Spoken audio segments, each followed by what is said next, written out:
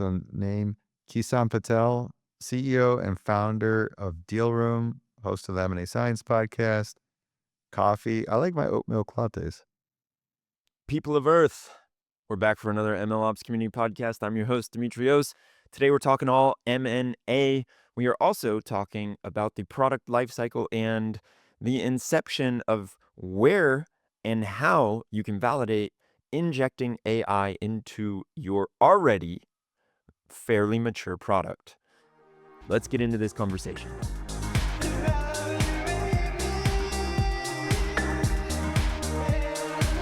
I know you wanted to talk about the founder's journey that you've had. I am particularly interested in that right now because it feels like every once in a while you go through the slumps in the founder's journey, and I have been or feel like I'm in a bit of a slump. And so it's good to hear the rocky cutscene and how you're going and doing your training, but giving it to me a little bit more straight and helping me to understand that it's not just a 5-minute scene. It can last for days and weeks or months or years. So I'd love to hear just about like the inception of DealRoom and then how it's been so far. Yeah, so I come from an M&A advisory background. So I started from the bottom. Long story, I guess, behind the story, which is failing out of undergrad. Found myself in real estate trying to build a career to circumvent not having a college degree. And I ended up finding my way. I didn't find selling houses my jam. It's like an emotional sale, and people don't want to buy houses from 21-year-old kids. That's the thing I No. learned. But somehow I ended up joining this startup where it was two guys and they were building like this business brokerage type of practice. Hindsight now, I see that they were generating all these inbound leads online, and they're mostly Indian descent people looking to buy like gas stations and hotels. And they probably figured, we can barely understand it. Why not hire this kid and let him deal with them? And that was it. It was like day one. I'm on the phones talking to prospective buyers, figuring out what they're looking to buy, contacting businesses that fit their profile, seeing if they wanted to buy those. If they didn't, can we list them for sale? And just got my firsthand experience in what M&A was really early. And it was funny because I had to go backwards. Like I would learn to put the deal together, but then I had to go learn how to do the analyst work. Like how do you actually put financials together? How do you do all the modeling and things like that? I did that. I left after 1 year because I figured, hey, I already know everything here, and this firm doesn't really have a clear strategy. So I left and started my own practice. It's probably still pretty young, like 22, 23, and built Wow. that up over about 9 years. Ended up doing most of my deals in hospitality. So I think at the peak was working with Kimpton Hotels, Extended Stay America, La Quinta. And then I ended up finding FIG, like an opportunity to work with the financial institutions, worked with a couple regional banks on some buy side and then sell side for small community banks. And that led up to the recession in 2007 when everything got flipped upside down. I wanted to do something in tech, and I had this idea of like buying these financial domains. And what I ended up doing was basically creating these automated blogs that would populate content um, based on the keyword of the domain. And I remember at the peak, I had like 500 of these finance keyword domains because I noticed the ad revenue was higher than average, like anywhere from 5 to 10x higher than a typical uh, web domain. And so we ended up with about 200 blogs that were powered up, and we're building like a customized platform to power all these blogs. Uh, I mean, I didn't realize at the time, like we're basically gamifying Google's algorithm to rank all these sites really high. Pre-LLM days. And then one day they just made their Penguin update and considered all our linking approach as back as link farming, and then it blocked everything. So our climbing revenues went to zero, and I had a small team of about 5 folks. We had to basically wind down the whole business.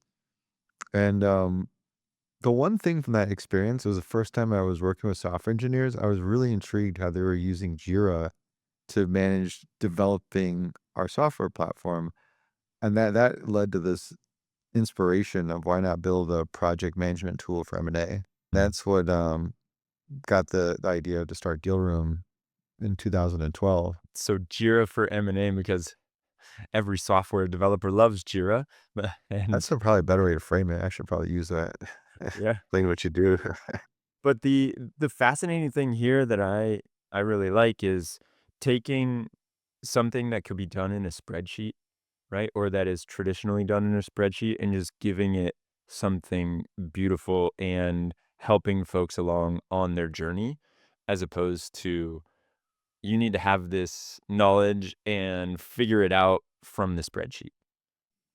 That's true. I mean, if you look fast forward from that time to now, the product has evolved. We differentiate ourselves that there's a lot of tools to sell businesses, but Yeah. we are very much focused on the buy side. Yeah. So if you look at our customers, they're large Fortune 500 companies or private equity backed roll-ups that are consolidating some, and you see them across the board.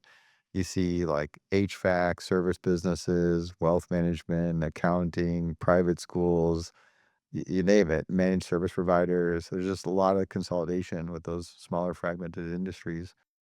So those, and then the product itself is like full end to end. Now it's managing your pipeline, managing your due diligence, all the back and forth requests for information, clarification questions, doing your integration planning, actually executing your integration, any kind of like BI reporting you want to do. And now more recently, we started building some AI capabilities for extracting data out of contracts. Yeah, I wanna get into that because it feels like a perfect fit, but the part of me that I wanna make sure we cover is in a deal in the deal life cycle that you just laid out, you're not having the marketplace for the companies that are for sale, right? And this is and you said you're focusing on the buy side, so I imagine these folks are trying to mine for gold out there in companies or small businesses that are willing to sell. We're not. It's funny you mentioned that we're not a marketplace, but I feel like this is the. I feel like founders now should probably know better because there's so much content written about this. But back when I started, there was nothing. There was no startup ecosystem anywhere. Especially, I originally was in Chicago when we started the business, and I at the time, it's like you start listing out your features that you wanna develop, and this is like the definition of feature creep, where you kind Yeah. of had this idea to build a project management tool for managing M&A, and then you end up with a list of like 100 potential features you could build, and then you're like, "Where do I start?" And then we had the idea of starting with more of this marketplace model because 'cause we're like, "We should probably start with connecting buyers and sellers, Yep. and then as they progress with the process, we'll build those features out, as needed. But our MVV should be, the marketplace." And we did. We within 6 months, we got, our initial launch for a marketplace. We got about 1,300 users on there and 200 deals, and I looked at this and I was going through the deals and realized we just built the world's most sophisticated dumpster for deals because everything on there was just garbage. Just like nothing that a person would really seriously consider investing in. And that's where we had to, like, go back to the drawing board, and I think around this time too is when all, like, the lean startup was taking off. Well, there was a book called, Running Lean that was pretty cool because it was more of a practical approach on how to, leverage the model, and so we started doing these customer development interviews and really trying to be as unbiased as possible. I think that's like the number one threat to an entrepreneur is yourself, is that you're like in love with your idea. You have this natural biases that you're completely blind to. I think there's new books now, like the mom test and things of like, but how do you want to frame questions to people in a way that's unbiased? I think that's a whole approach and discipline of its own. Yeah. It's a skill.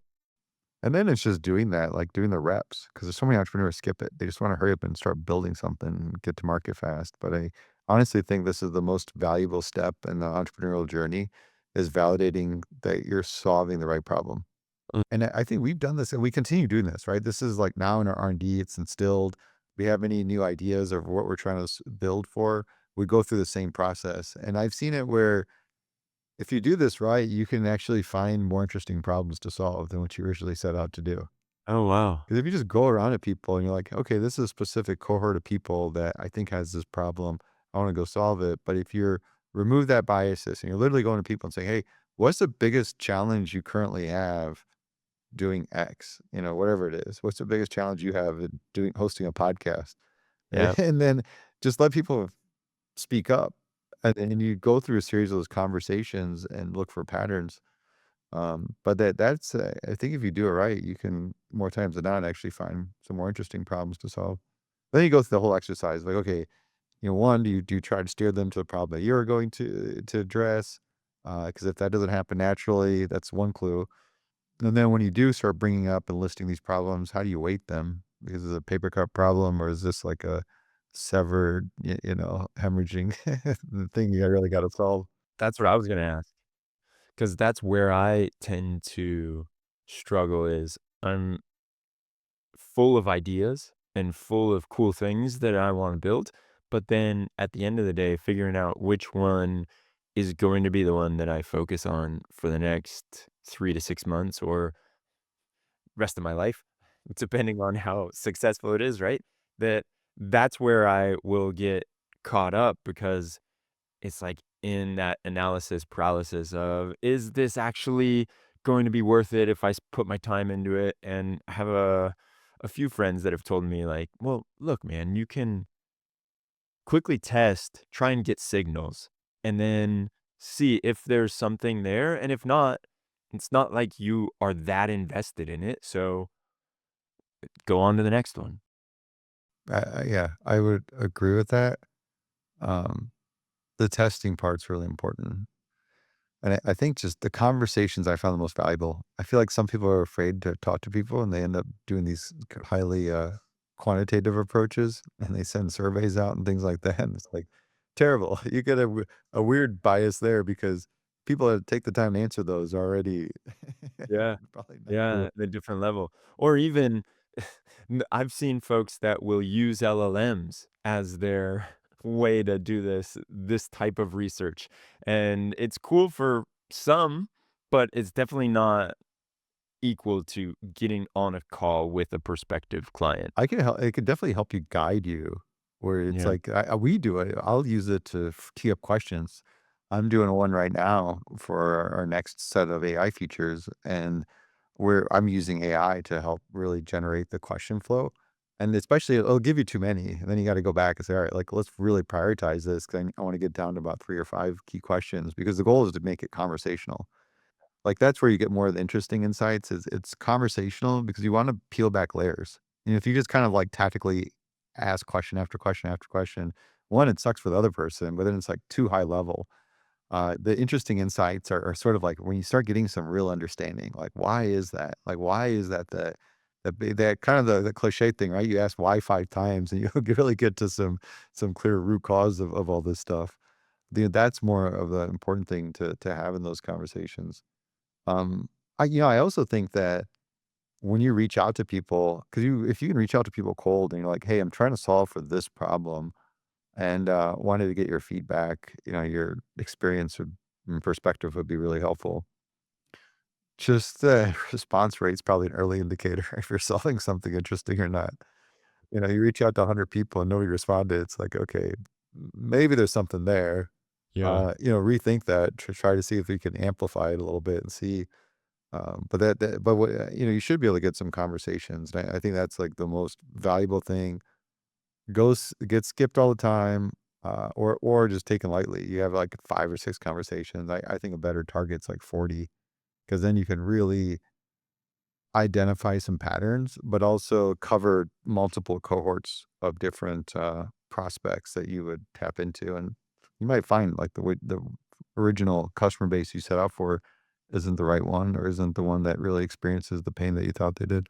I love that we're harping on this because it is so important, and I had a friend who has now created a fairly successful startup. They've been ramping like crazy, and he told me about how they came or stumbled upon the idea that they have. And they were talking to CROs, and they went in with one idea, but in one of the calls, the first thing that they asked was, "So what's top of mind for you right now?" Or what's like the burning thing that keeps you up at night? One of those kind of generic, open-ended questions that you can ask. And the CRO said one answer, and they were digging in, and at the end of it, it had nothing to do with the product that they wanted to pitch them, but they said, "Hey, look, it's funny you should say that because we're actually working on something like that. Can we get together in 2 weeks and show you our, demo of the product?" And so in the next 2 weeks, they just didn't sleep and coded up an MVP, showed them, and then they closed their first deal right there on that call, and they realized, "Wow, we got something here." And so then they just kept doing it and saw that, okay, this is A, really easy to sell if we can show them the value here, and, B, we need to start hiring people. That's a great. I love it. I call it being dumb because Yeah. again, you get just. It's like our human nature. You get into a meeting and you're constantly thinking about the next thing to say. Where are you trying to steer the conversation? But if you just come in to flip it around and just be as like dumb, like get to the state where you're not assume whatever you know is wrong or you know nothing. And then you just like intentfully really listen. And then all you had is that one lead question, like what's on top of mind? What's the biggest thing you're struggling with right now? And you just really dig in and listen and understand that problem. That's going to steer you in a much better direction than having so many different things mapped out and where you plan to take the conversation. I was listening to a podcast with, Gilly, who created the incubator that Wiz came out of, Wiz and a bunch of these cybersecurity startups, and he said that one of the questions that they have their startup members ask the potential clients is to, basically to cut through the noise, because what he was saying, if I'm remembering correctly, is that when you ask someone what their biggest problem is, it's very time specific. So this week, I have a very big problem. Next week, if you ask me that same question, I have a different very big problem. And so it all depends on when you catch me and what mood I'm in, what I've been thinking about, what meeting I just had, et cetera, et cetera.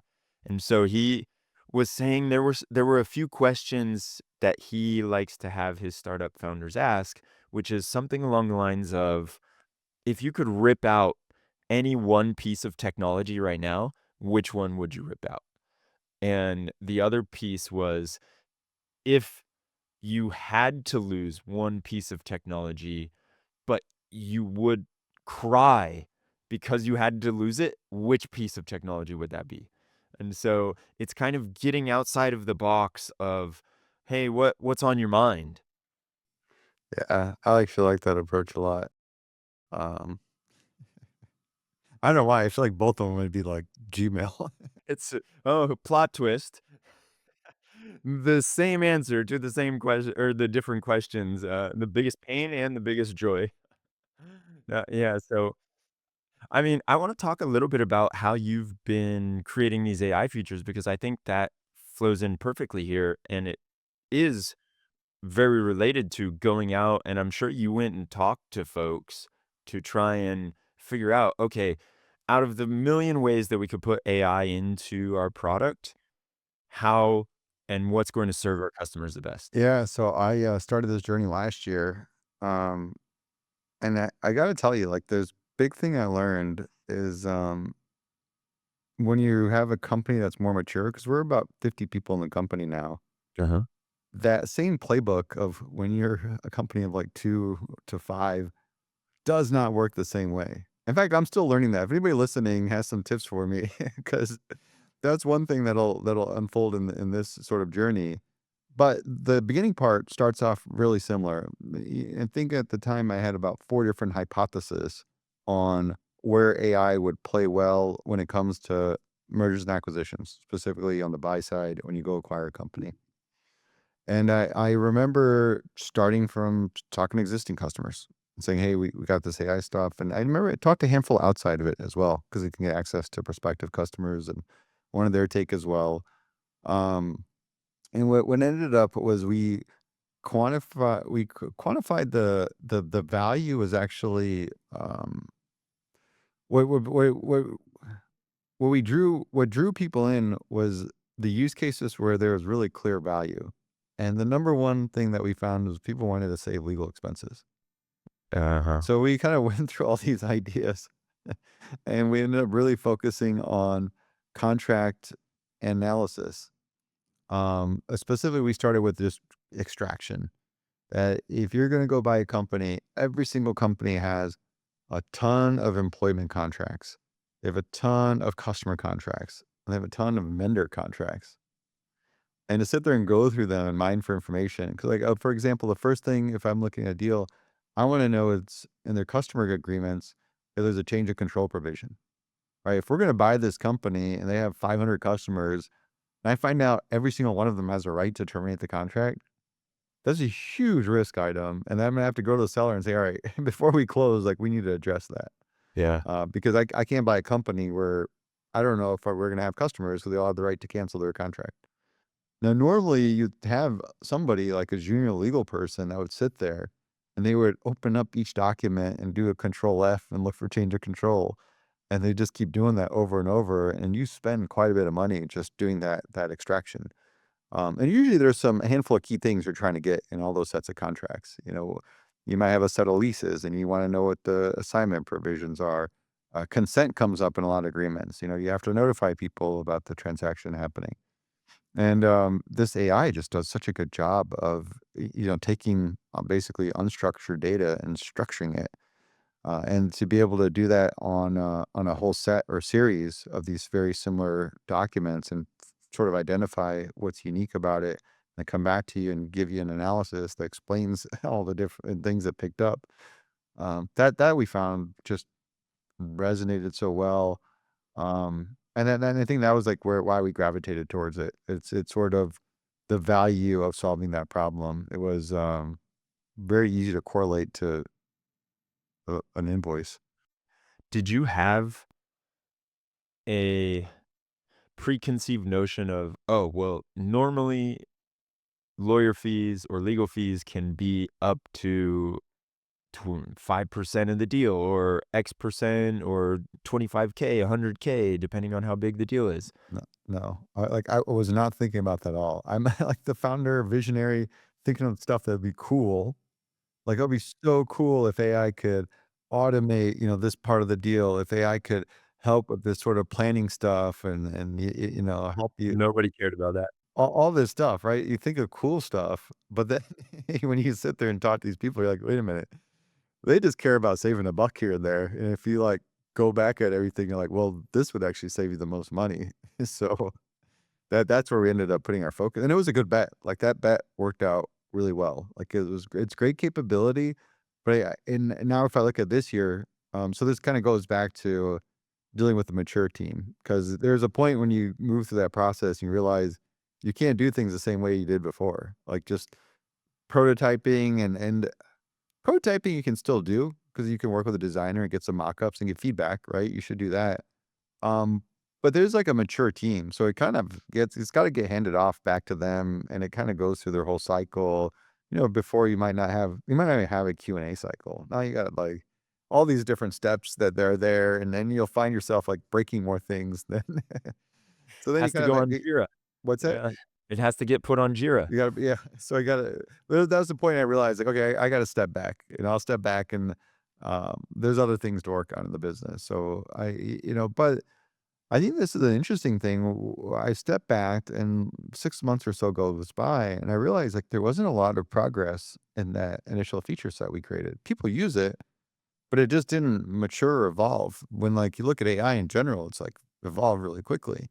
So that got me thinking, like, when I looked at it and the way engineering resources were allocated, you're competing with a lot of things. You're competing with a lot of requests that your existing customers have. Your sales teams has requests that they identify prospective customers have or what would help them sell. And then I looked at it, it was like basically like 10% was only getting allocated to like real innovative parts of the product. And it's kind of an interesting thing I've noticed. Like you could be this new AI startup and you're just like 100% focused on it, which is they have their own set of challenges, right? Because right now the market's getting flooded with AI tools. Just getting distribution is really tough because you're, especially in like finance industry, people are pretty conservative. They haven't heard of you. Yeah. There's that part. There's a security they're really sensitive of. Have you figured that part out? Just the whole nature of working with larger companies and things like that. Those are like challenges the smaller companies have, but then the bigger companies actually have their own challenges because it's all competing priorities. Like, and that's the whole dilemma. Like, how do you really innovate well? So we actually, and we have this smaller sub product, but we ended up that didn't have a roadmap, and that was like growth was slowing. So I said, hey, why don't I do a founder reboot on that product? Actually, move the AI roadmap onto this sub product. And then I started like just building a small little team to really just focus purely on AI development. And it just, we're able to accelerate so much faster by doing that because now we didn't have all these conflicting priorities. Yeah. You gotta, and then we also like got a lot of the benefits of the maturity, right? We already have this mature platform. We already have security credentials all over the place. All those things are figured out. We already have some reputation in the market. There's already a base of customers. So it seemed like that was sort of finding that little area to get that right balance was a good thing that now allows us to really accelerate this roadmap. How's the speed of iteration been since you did that? And if I'm understanding it correctly, it's like you created a sub product under the same brand, so you're not doing So anything. it is a different brand actually. It's called Oh, is it? Room. Okay. Yeah, it's the backstory on it real quick is basically we would turn away all these like small little companies, and we realized like all they wanted was a data room. They just want data security product, right? There's Dropbox and things like that, but when you're doing M&A, you want to have audit trails, you want to watermark documents, have very granular permissions. Those are like the differentiators of a data room. Like we technically have the data room in our product. We had the idea of carving it out, making it into a self-service product, and we did that like 5 years ago and didn't do anything, no marketing. It was just, hey, if our main product wasn't a fit, we'll send you to our sub product. And that thing grew. It grew to like 1.5 million revenue. So we're like, this thing actually is doing extremely well for what little effort that we put in because we didn't do any. Like we stood the thing up. We never did any product updates or And anything. forgot about it. Yeah. And then you realized that, well, you're gonna take that and create the AI features inside of that product. Is Let's that let that be our R&D and kind of fork off like a little separate team. Now it's the same backend engineers, so it still rolls. Parts of it will still roll into the same engineering team, but they got their own free will on how they want to allocate. Who's working on what. But everything else is completely separate. It's like its own, product, marketing, design. wow. All those components are just a small little team, which I much prefer. Uh, Yeah. I think that's like a whole founder frustration of watching your baby grow. People always talk about baby grow, but like baby grows and just gets slow as shit. Like Yeah. everything takes forever to get done. And that's to me the hardest thing When to you're accept. used to moving at the speed of a 2, 3, 5-person team, and then you go to a 50-person team, I can only imagine. And then if you go to a 500-person team or a 5,000-person team, it's gotta be so painful. I just I don't know. I mean, it worked out well when we brought in a COO. When we brought in a professional person to run operations, that was godsend for me. Like it allowed me to focus on what I wanted to in the business and have somebody that really enjoyed doing all the stuff I hate doing, which is managing people and the operational components of it. So I think that's that. But you still like I don't know. I can still think of just pulling my hair out at how slow things move and how much more inefficient it becomes as you grow. And it's just you want to be proactive to counter it, but you just can't. It's inevitable. Like it just who knows? Maybe with AI, we're gonna figure out AI agents that manage other AI agents that'll do everything, and maybe that'll be the counter move. Yeah, that's the dream. I am very skeptical of that happening anytime soon. And I see all these posts that folks are talking about, like, look at these companies that got to 100 million in revenue with only 10 people or 30 people, et cetera, et cetera. And what I see as a commonality between those companies that people do not highlight in their posts is all of these companies are product-led companies, and you can just give them a credit card. And so, yeah, they have 30 engineers that are just working on the product, and then they have some virality, and they don't need to necessarily hire a big sales team or hire the big marketing team. And so, uh, I've got a little bone to pick. I would say that's my only counter argument on that. Totally agree. I mean, there's some lottery winners out there, right? You just struck the right chord and things lined up for you. There's also this, easy come, easy goes, because there's some that kinda hack their way to get to the early traction. Um, but the reality is, of all the companies I looked at, they are struggling. They are really struggling with I feel like there's some benefits of AI allowing you to get to market quickly, Uh-huh. but there's still, like, a lot of stuff that just I don't know how you can accelerate it. There's building a brand. Uh-huh. And I think that's the thing I still would rethink if I were to do it again. Like, for us, the podcast and social media is now driving about 50% of our new business. And if I were to, I mean, I'm just staying anchored in this industry because we have such a good foothold with those channels. But if I was to do it again or start from scratch a new industry, I would focus more on how are we going to solve for distribution? Yeah. It's one thing when you got followers listening to you, that helps quite a bit. But if you're entering a new area, I think that's a bigger challenge is the distribution over the product, and that's, like, becoming really well known. That's why they have that saying, right? The first time founders focus on product and second time founders focus on distribution. Yep. It That's makes that you that's exactly I'm case in point. I would yeah, focus on distribution. exactly. So I want to talk to you about pricing because I feel like that's another interesting piece when folks are creating AI products, especially inside of a product that they already have. How do you look at pricing? Is it usage based? Is it just like, hey, here's this AI feature that you can pay X amount per month for, and then you get access to that feature, which later on your side, depending how much they use it, it can be a really good profit margin or a really bad profit margin. Yeah, that's a good question. One, I don't have, like, a really simple answer at all. I can tell you we take a mixed approach of just looking at what's trending, 'cause there is, like, some truth that if there is some established status quo to pricing now, AI is, really emerging, so a lot of areas it isn't. But if there is, sometimes you really don't need to, like, disrupt the pricing model because things could be priced really well. And if you're sort of everybody's kind of priced similar, like, that could be a benefit. And you just selling differentiators. You don't have to sell yourself short. So, hey, if there is some pricing model out there and it's like pretty aggressive and it's what's standardized out there, I wouldn't mess with that. I would adopt it and then just focus on how do you differentiate against competitors. Mm. That would be a better win because otherwise you don't want to come in as the race to the bottom or you're trying to be the most cost effective solution unless there's a real strategy behind that. Like you're aggressively going for market share because you've got that tailwind of acquisitions at a low cost.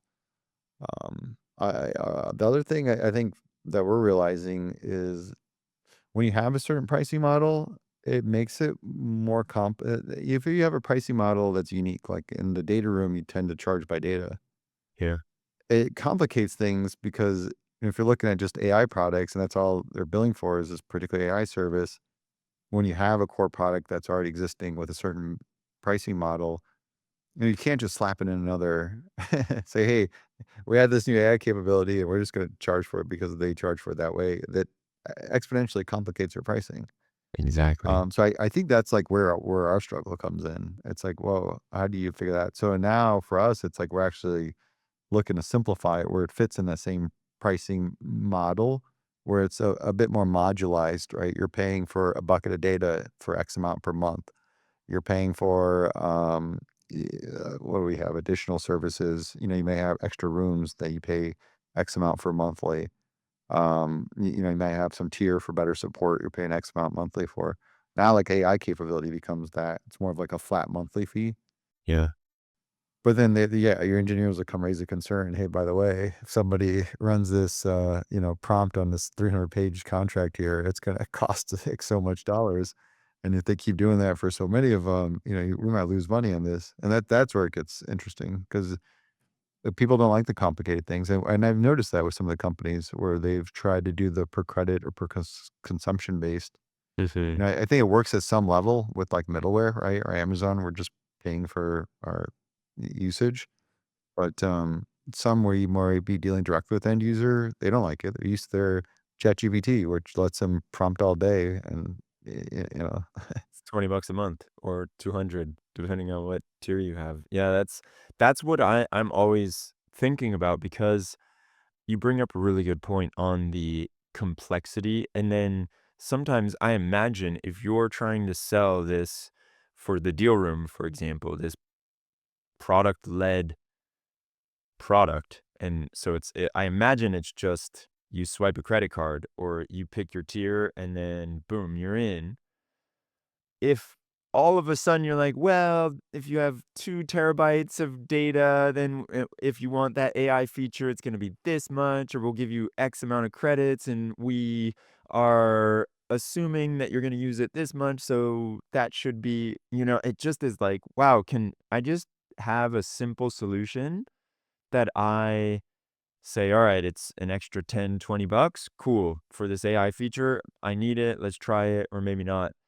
And so that's why I've heard a lot of folks talk about how in iteration stage or in that product validation stage, it's very common and it's almost like best practice these days to just outsource everything to a model provider API because you don't have to worry about any of the infrastructure. You don't have to worry about any of the headaches of serving these models and all of that.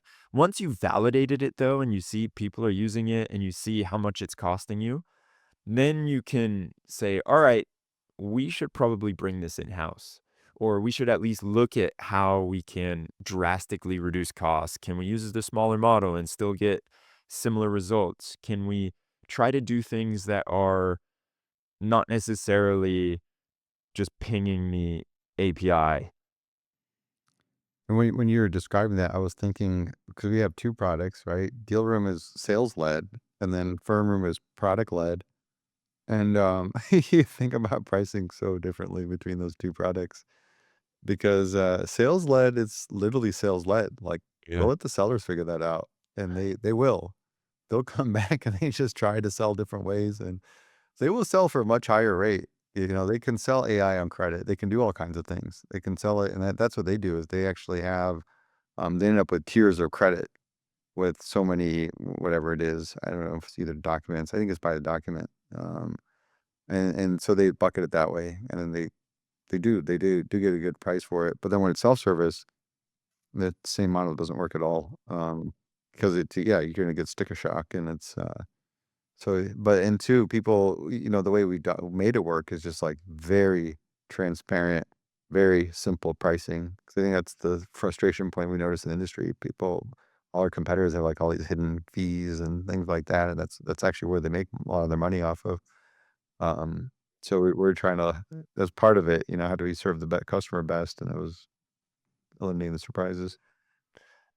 I've seen the other common thing that I imagine you've probably thought about or you are currently doing is just giving folks the product for 7-day free trial. Hey, you've got Slack AI now in your Slack workspace for the next 14 days to try it out. You can do these things, blah, blah, blah. And then seeing if they want to continue, it's like, all right, cool. Upgrade to this plan. It's 20 extra bucks a month or it's 50 extra bucks a month. I it's been interesting. I haven't seen that work a lot of times.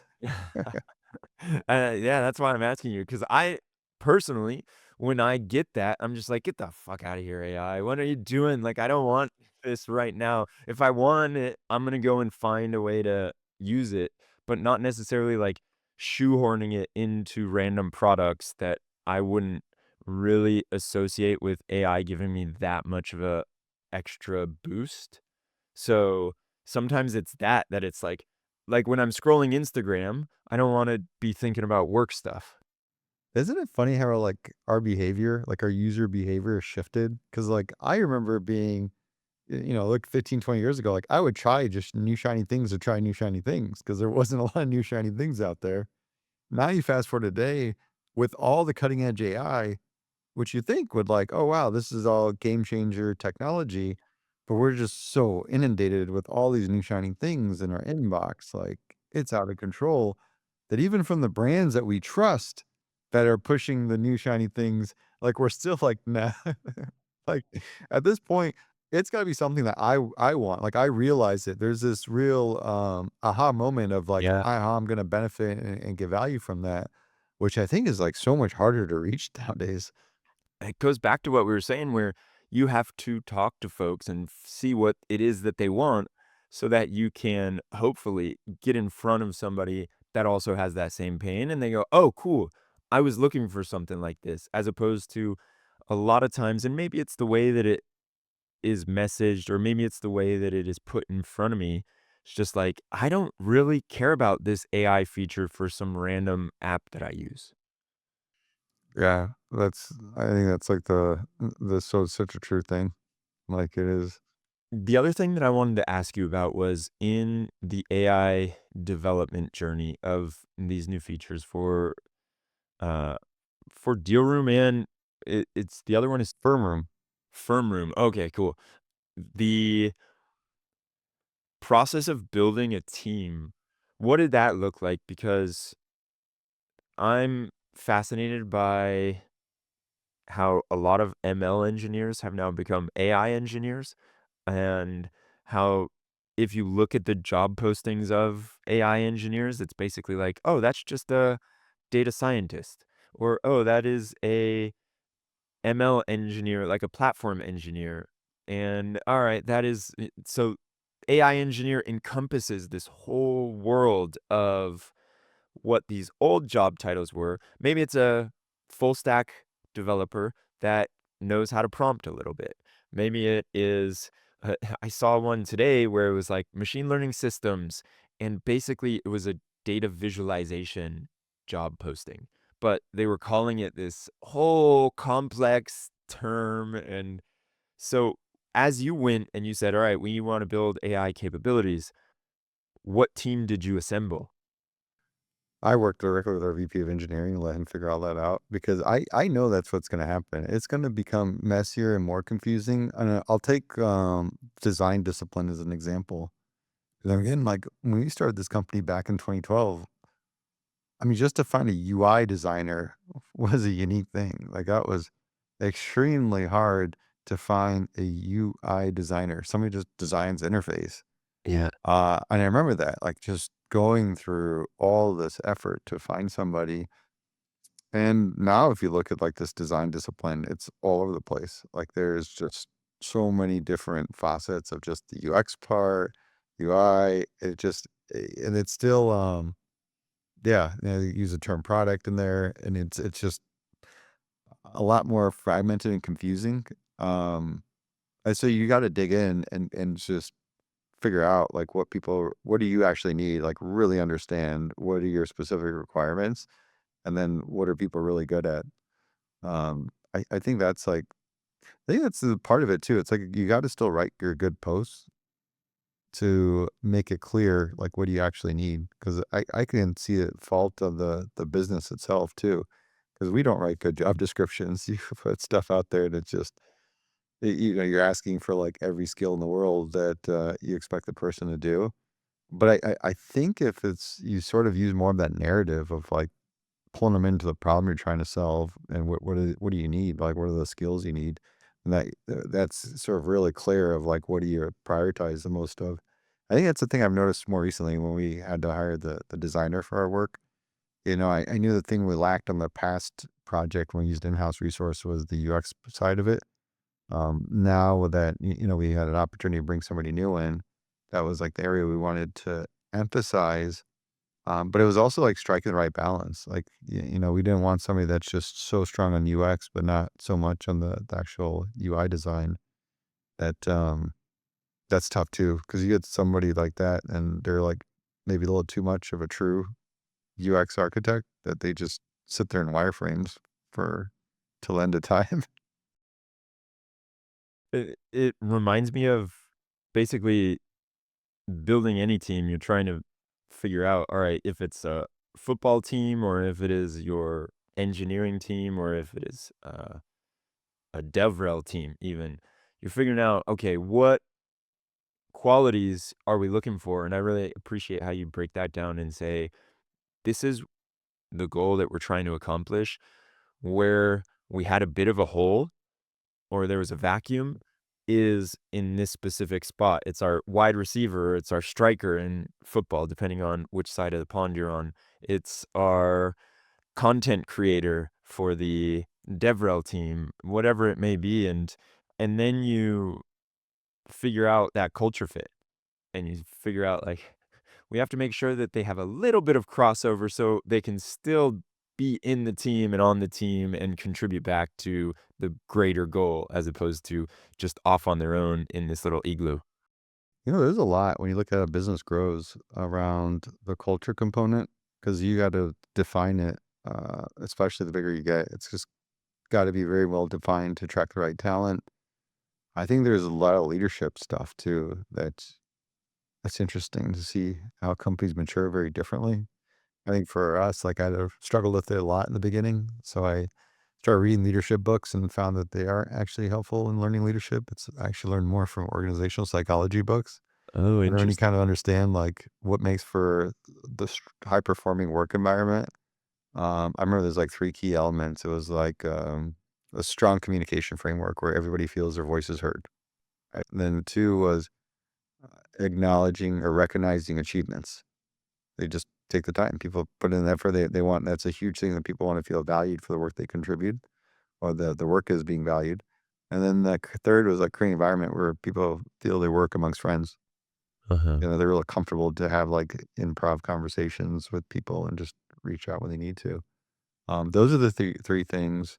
And then you get into like all the values, fun stuff of like how do you define that for the company and sort of like use that for as part of your expectation of behavior and hiring and things like that. That's all fun stuff that matures as a company grows. And then for me, it was always like empathy. Like I was not a very empathetic person. I think some people may may resonate with that, but that was like one thing I had to like really learn to get better at. And I think that was a thing that really contributed to when you have to manage people, Mm. connecting with them in that way. Wow. You're so soft spoken. I would have thought it was the opposite. You were going to tell me that. No, I was like a very introverted, reserved, shy person. Like I would avoid confrontation and all these things. May contribute so to podcasting. It helps you with get over some of it. Well, the last thing I wanted to ask you was about they say great companies or good companies are bought, not sold. Have you seen that to be true now that you've had so many companies get bought, I imagine, or helped deals go through? I would say yes for one big reason, and I'm like recently did a whole series called buyer-led M&A, and basically the theme is if a buyer controls the process, they get better outcomes. But it all starts with defining your strategy. That hey, where you have a company strategy of where you want to be in 10 years, and if you look at an M&A strategy, what can you do or what businesses could you buy to accelerate that? For us, it's at some point we want to get in Europe. And we know just going to Europe from scratch is like a slog of a journey to do it unless you got the right leader that you can find, which is really hard. Um, but we do keep tabs on businesses that are already established with that similar type of customer that we have in those European markets. And for us, like that would be a good play for geographical expansion to help us accelerate that geography. So that's where you have that clearly defined. You approach those businesses are bought versus some banker, somebody comes to you and says, "Hey, here's this company in Europe for sale," and then you're trying to like rationalize why you should buy it. Which sometimes that happens. You founder entrepreneur, you like get deal happy. You get like, "Hey, this will help us grow," but it isn't like clearly tied to the strategy. That's why it's so important to have the real clear business strategy. But then as you see a fit for M&A as a tool, uh, then you would have that defined M&A strategy and you'd have like a clearly defined criteria of the companies that would fit in there. Then you could be very proactive about like finding those companies. and you get a better story to tell because you have like a clear understanding of why like better together makes sense. Because these companies that servicing those customers in Europe, like I can know that we would create a lot more value because more times than not, like our ACV is a lot higher than what they're selling. They might be selling at like 5, 6,000 a year ACV, and we're like 40K. Nice. So just to say, hey, look, like if we came together, we could service your customers, but we could probably upsell a lot of them, like half of them, to this premier product and be able to really generate a lot more revenue. We'd be able to support you. We're really good at this marketing side from what we've done. That's helped contribute to our growth. Can we run some of those same playbooks to your business? That sort of like there's more you can get into, right? Like just the nature of doing a deal. Now all of a sudden it's like very amicable. I have this clear vision, a strategy, how we're better together, but we work together and manage the timelines and make it for a really smooth transaction. Versus when a business is sold, it's like here's this advisor that wants to sell the business as fast as possible so you can go sell the next business as fast as possible and make as much money as they can at the end of the year. And so the timelines are super compressed. You don't get to do as much diligence. You didn't get to like think through of how you're going to integrate the tech as well as you should have. And then all of a sudden you buy the company, you go to integrate it, and it's like fuck, a lot of these theses or hypotheses weren't what you thought they were. So I'm a big proponent of the bought oversold. Yeah, you talking about that reminds me of there's some book, it's like the worst failures or 101 mistakes, something like that, and it talks about all these M&A disasters on how you have gigantic M&A situations that go nowhere, and basically these big companies that buy other big companies have to write it off to 0, and you think about, like, who bought AOL? Have water. Yeah, a very clear one where and no shade to anybody that's still using their AOL account, but I think we've moved on. That was one I remember being in there, and then there was a few others that it just shows you have an idea of what can happen, and I think a lot of it is that, like you're saying, where someone will come to you and say, "This company is for sale, we could do XYZ, wouldn't it be a great fit for your company?" And then at the end of the day, it's not a good fit, and you got I like that term, deal happy, a little trigger happy on the deal. Deal fever. Yeah. Yeah, deal fever, man, that is it. So, is there anything else you wanted to talk about before we jump? We got a good run. We kind of talked a little bit about the trials and tribulation of the founder journey. There's, now everybody's kind of piecemealing their AI story into it. I think we're going through a big hype cycle right now. Companies are even when you look at M&A, they're sort of proceeding with caution. I think I've been particularly interested about like what's unique IP because they've seen a lot of these startups, and when you sort of pull back the curtains, you're like, well, you got some like prompt instructions here, but that's like fairly easily. Like imagine somebody just copies a paragraph and it's like they got all your IP. Like that's not good. There's some of the providers of the data, they know they have their own proprietary data set. They've obviously get valued really well in the market. So I think there's a lot of the way companies are figuring out and valuing these AI companies, but we are going through a big hype cycle. We do see a lot of like very big multipliers on the venture investments.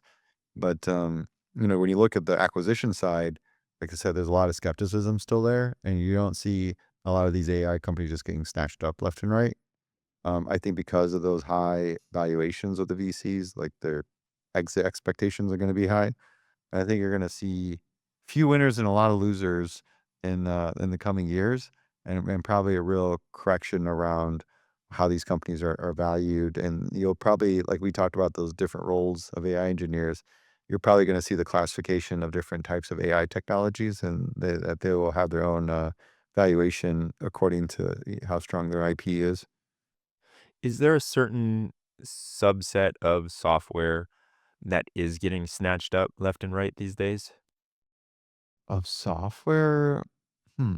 Or doesn't have to be software, but I was thinking software or uh, some type. I think there's still strong appetite for SaaS. That's, following this traditional business metrics. Because if you look at the private equity world, there's a lot of the software-focused private equity firms, but they raised their funds even prior, like years ago, and they raised their funds on this thesis that was from, been like leading for the past couple of decades, that is like very much focused on the trend with the SaaS business model, and it's been very favorable for valuations. So if you have that business that's in that 40% year over year growth segment and you've got good SaaS metrics, you don't have churn issues and things, I think those tend to be like very highly sought after businesses.